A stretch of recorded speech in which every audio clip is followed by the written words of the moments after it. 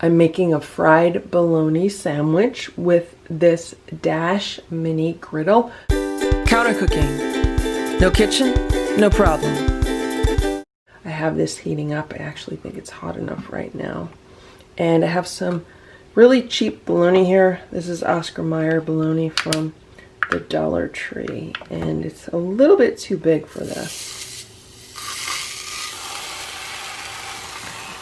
It actually fits pretty well. It fits better than I thought it would. We're going to put it in here and we're going to cook it for, I don't know, maybe a minute.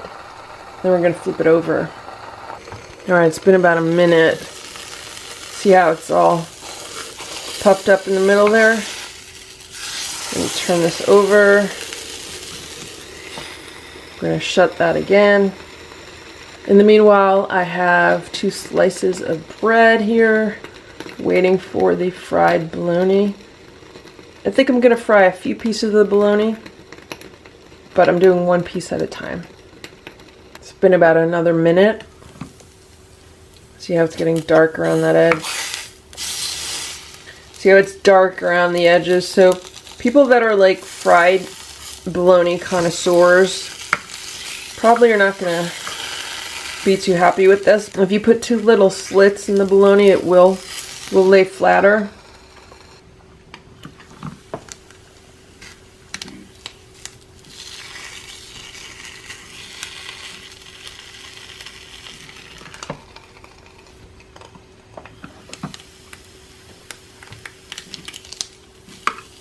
So this is going to be good enough for the first piece. I'm taking it off, I'm putting it on the bread. And I'm going to take the second piece of bologna, and before I put it on the mini griddle, I'm just going to tear it like an inch on both sides. It's been about a minute. Let's open this up. Notice it's not bubbling up in the middle. It's getting more evenly browned, even though that could have been kept on the other side for a while longer. It's been another minute. Let's take a look at it.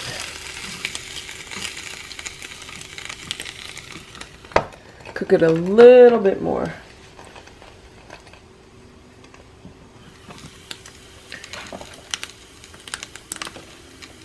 Alright, this slice is good enough for me. Some people really like their bologna well done. So here's another piece of bologna. I've made like 4 little 1-inch cuts around it. We'll put that in there. Alright, let's see about turning this over. See how it stayed nice and flat.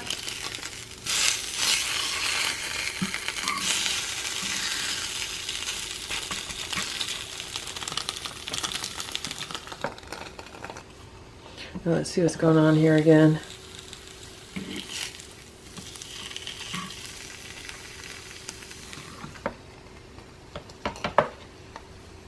I'm going to cook it just a little while longer.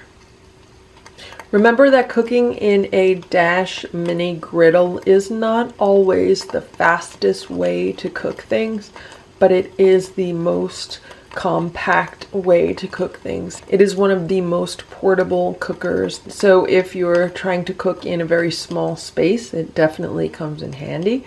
And if you're traveling, it's really easy to carry with you, to throw it in a suitcase or carry-on bag, or even in your purse. It is so small.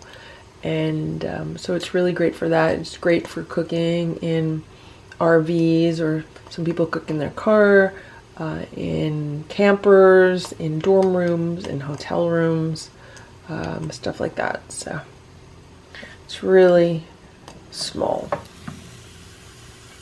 Alright, so this is looking good. I'm going to take this off and put this on my bread.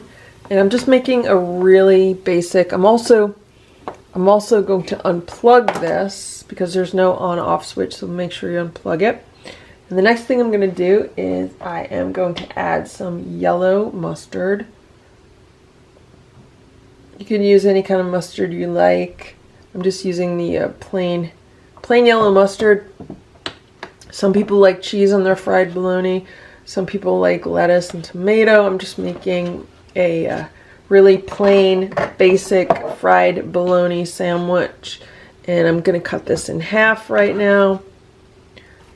I'm cutting it in half down the middle. Some people like it cut in half on an angle. And some people don't like it cut at all. This is what the fried bologna sandwich looks like, and I can't wait to taste it. I was never a fan of bologna when I was growing up. I really don't like bologna. However, fried bologna definitely changes the flavor of the bologna. To me, it makes it taste more like a hot dog. So if you're not a fan of bologna, and if you've never had a fried bologna sandwich before, you might want to try one, because it doesn't taste like the regular bologna. By frying it, it does make it taste different, and to me it tastes more like a hot dog now. And so that's how you can make a fried bologna sandwich with a Dash Mini Griddle.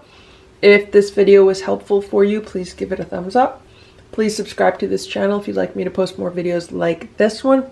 Thanks for watching. Have a great day. Bye.